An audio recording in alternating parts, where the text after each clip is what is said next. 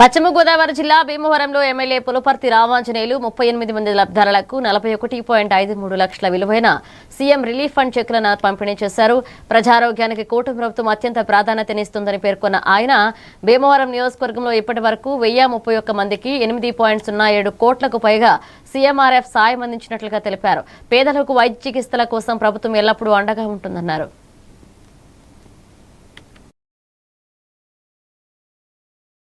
పేదవారు వైద్యం చేయించుకున్న వారికి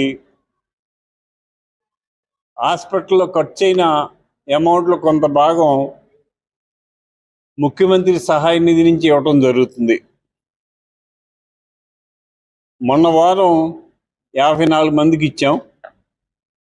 ఈరోజు 22 మందికి 8,64,198 16 మందికి ఎల్ఓసి ఇచ్చాం. 32,89,496. ఈరోజు మొత్తం 38 మందికి 41,53,694 రూపాయలు ఇవ్వటం జరిగింది.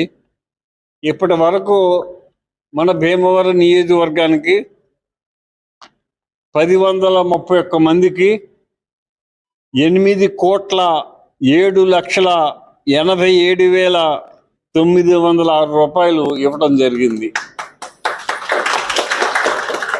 ఎన్డీఏ కూటమి అధికారంలోకి వచ్చిన తర్వాత